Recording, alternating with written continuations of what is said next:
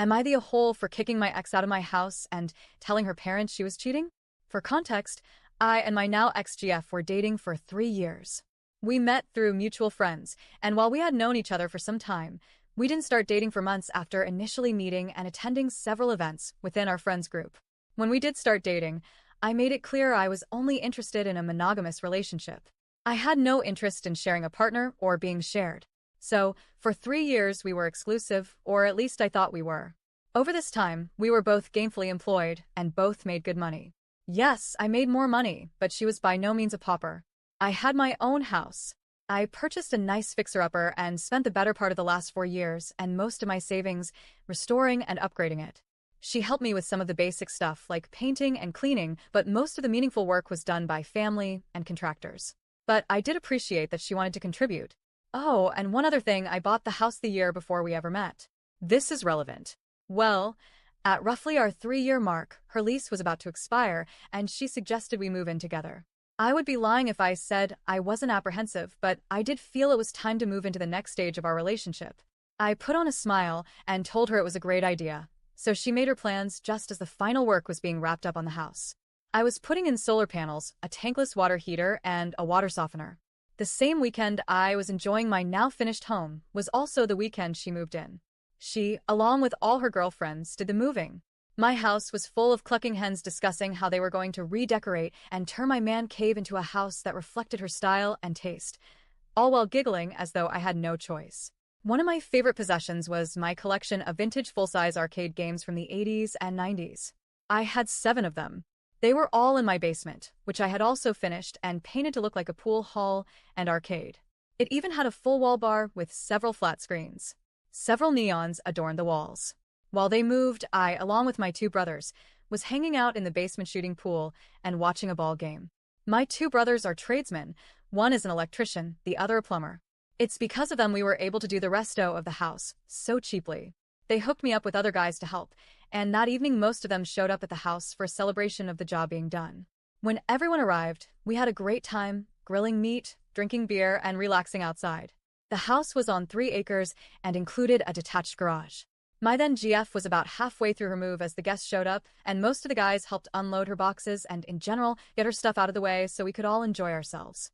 Many were married and/or had kids, so kids were running around and making a racket. It was a pretty cool scene. I even had a couple of neighbors show up with beer and kids in tow. That's when it all came crashing down. Turns out, my supposedly exclusive girlfriend came face to face with her FWB. He was the brother of my roofer. I am sure he didn't know about me, as he made no effort to hide their relationship when he saw her with her girlfriends, chatting it up in their little pod. I was at the grill flipping burgers as this guy I never met walked across the yard and came up behind her to give her a squeeze. Before I could even get mad, most of the girls were either warning her about her side guy showing up or looking at me to see if I saw what was happening. She had horror in her eyes and immediately turned to see me at the grill, staring her down. She started crying right off, and her friends did their best to get rid of this now very confused guy and shield her by dragging her away. The poor guy was standing there, and I was juggling my emotions trying to decide if rage was the right one to choose. Her best friend ran to me and told me, "It's not what it looks like." I hadn't even said a word or reacted yet, and excuses were already flying. The brother was being yelled at by the girlfriends to leave, while his brother was now involving himself. The whole circus was pretty entertaining to most of the guests, I am sure. My brother came and took over the grill, while my other brother got between me and the FWB. I was still in some kind of shock, I guess, because as all the dots were connecting, I wasn't, according to my brothers, saying a word, just staring this guy down. My oldest brother said I looked like I was going to kill him, and my other brother said he was waiting to see if I was going to make a move so he could tackle me. Well, to cut to the chase, I didn't lose my cool. I regained my composure and made my way to my basement. The party did not end either. Weeks later, I recall thinking about how residential building guys aren't going to leave when there is free beer and food. My brother came down to the basement with the FWB. He had talked to enough people to have a rough outline of what was going on. Turns out FWB and X had been hitting it for the better part of the last 2 years. He was unaware of me and came to the basement to apologize, told me man to man he would never have hooked up if he knew she was in a committed relationship, that his ex-wife cheated on him, and that's why he only has FWBs now, but never if they aren't single. She lied to both of us. I guess they work for the same company but in different locations and met at some big company sales event. Well, That's the summary of all that happened leading up to me kicking her ass out that night.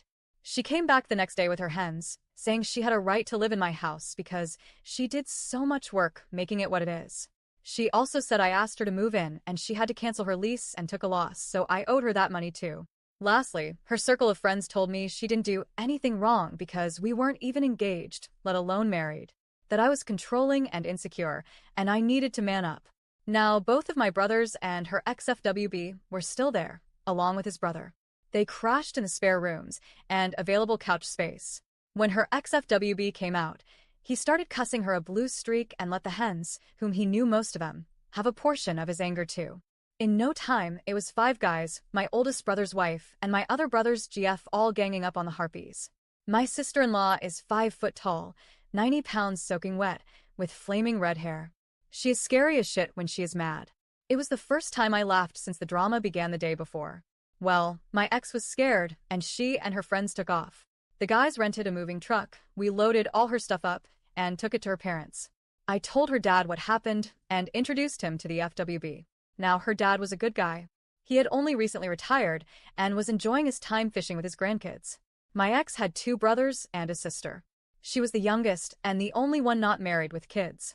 She was his little princess, and learning she cheated broke his heart. He cried and apologized to me. As his wife came out, he had to retell what was going on. The mom was enraged that the FWB was even there and demanded it was all his fault and he better leave. We all left.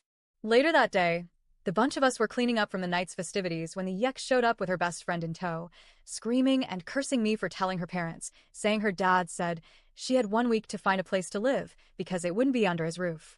So, was I the a-hole for involving her parents?